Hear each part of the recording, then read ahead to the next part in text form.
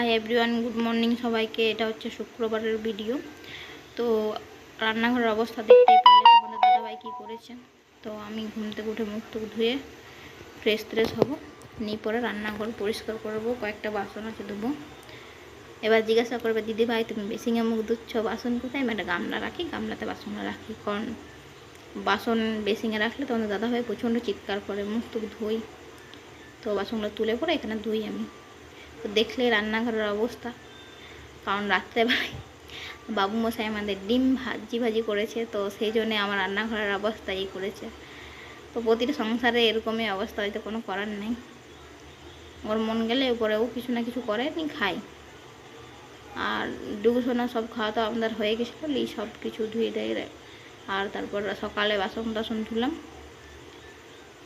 আর বাসন ধোয়ার পরে আমি চা খাবো, তারপরে তোমাদের সাথে ভিডিওটা পুরো শেয়ার করব।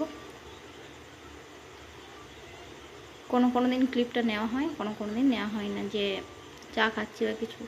আর আমি ওটা ঠিক করতে পারি না যে খাবার ভিডিও করবো বা খাচ্ছি ভিডিও করবো, আমার হয় না। তো সব কিছু শেয়ার করে যখন ওটাও করব।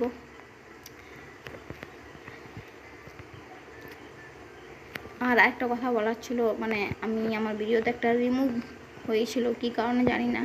তো কি কারণে হয় কেউ জানলে আমাকে একটু জানাবে প্লিজ।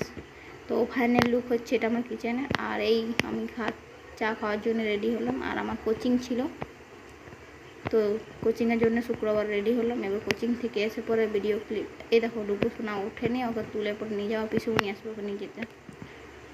আমি কোচিংয়ে রেডি হয়ে গেছি।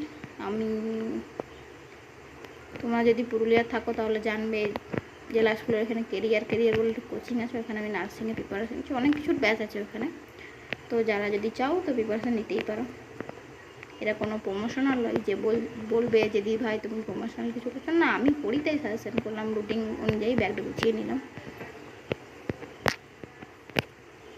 আর পরীক্ষা দিই সেই পেপারগুলো থাকে আমার।